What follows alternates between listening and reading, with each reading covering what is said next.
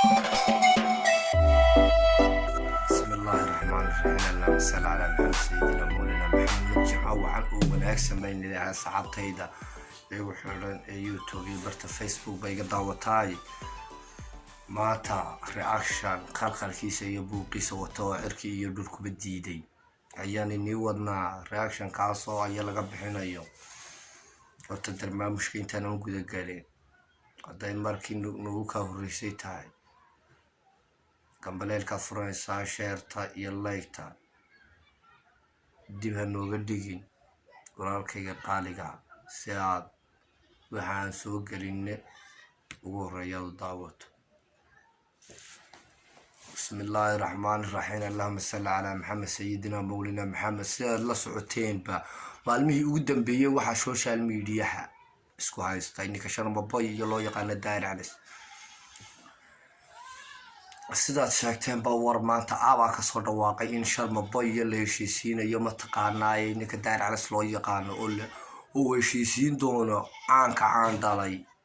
ilka casaqays loo yaqaanay jooga Arliga iyo Mareykanka maalmihii ugu dambeysay arooskiisu ka dhacay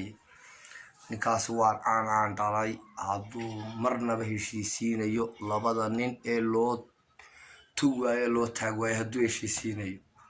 ninkaasi billad buu leeyahay maanta isagii oo sida ilka casaqays ka soo baxday oo Sharma Boy la soo hadlay oo jooga gobolka Banaadir magaalada caasimada Soomaaliya halkaas oo ku yiri si degdeg waxaad soo duushaa oo magaalada Nairobi u timaada Sharma Boy oo show baan ku qabanaynaa magaalada Nairobi ee caasimada dalka Kenya waa soo hadalkiisa u dhigay ninka loo yaqaan ilka casaqays warkii buu la qaatay ninkii Sharma Boy waa wararkii ugu dambeeyay ee maanta ka soo yeedhay fanaaniinta caanka wuxuu yiri ana in heshiisiinaya show qalqalkiisa wataan ku dhigaynaa magaalada Nairobi caasimada dalka Kenya waxa dhigayana waa Sharma Boy iyo ilka casaqays marka showga aan dhigno ka bacdi waxaan la kulmaynaa buuri ninka loo yaqaan Daahir Cali ee shaqaaqadu inuu dhex taalay toddobaadadii ugu dambeysay halka oo Sharma Boy iyo Daahir Cali gacanta la isku saari doono waa siduu soo sheegayo ninka loo yaqaan fanaanada ka tagay ee ilka casaqays loo yaqaan waa siduu soo sheegay Sharma Boy isaguna go'aankii oo xagga Daahir Cali ka aad uga cabsi qaba ayuu hadana si kastoo noqotaba wuxuu la qaatay ninkii loo yaqaanay ilka casaqays buu go'aankiisii la qaatay ayuu yiri waxaan soo duulayaa ma taqaanaay waxaan ku soo degayaa magaalada Nairobi caasimada dalka Kenya halka oo show balaalan ku dhigayaan halka oo ka bacdina gacanta la isku saari doono ayaa gacanta la isku saaraya Daahir Cali iyo Sharma Boy waa ninka Daahir Cali waa nin la dheeraa ninka ka soo ooyay ninkii Sharma Boy ee soo taqaaneen maalmihii ugu dambeysay heestii waxaan xasuustaa ugbad aragsane lahay dhinaca maxaa yara tusaa dhinaca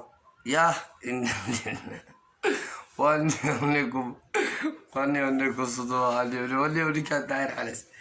haddaba ninkii Daahir Cali saayay toddobaadadii ugu dambeeyay wax ka yar tusay ninka Sharma Boy loo yaqaan dhinaca caadi u yar tusay Sharma Boy oo halka calooshiisii walaa huubisay oo hurdo kamilaa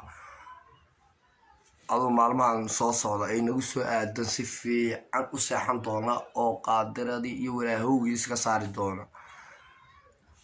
waxaa ninka caanka caan dhalay ee loo yaqaan ilka casaqays ee jooga Arliga iyo Mareykanka isna ka soo dhoofi doona ee halka labada nin ku heshiisiin doona waa ninkaasi horta rayhaantayda rayhaantayda wuxuu nagu leeyahay billad buu leeyahay sababtoo ah labada nin ee dadka ka qaylisiiya ee dadkii waxa afka Soomaaliyeed ku hadlaa ay maalmihii ugu dambeysay ay isla marayeen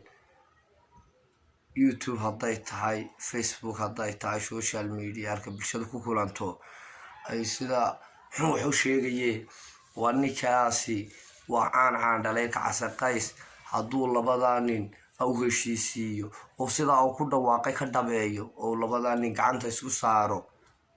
aniga waxay ila tahay guul bay tahay aniga ilka Kacse Qays waa niyo qoys baaba ayaa distay waa niyo mahad baad leedahay hadda labada nin dee waxaan ku oriniyo aad nabadayso oo nabad ka dhigto dee abaalgudkaagu horta xagga Sharma Boy haddii la eego abaalgudka ilka Kacse Qays waad ku leedahay Sharma Boy dee lama qiyaasi karaba abaalka dee Soomaali waxa la yidhi abaal way gashaaye wax guda lama arko dee abaalkaaga waxaan malaynayaa inuu gudi doono inankaa Sharma Boy ee gacanta ku gudan tahay inuu gudi doono baan malaynayaa kulankan iyo inta xigta waxaan iga tegayaa asxaabtayda qaaliga jimco wacan oo wanaagsan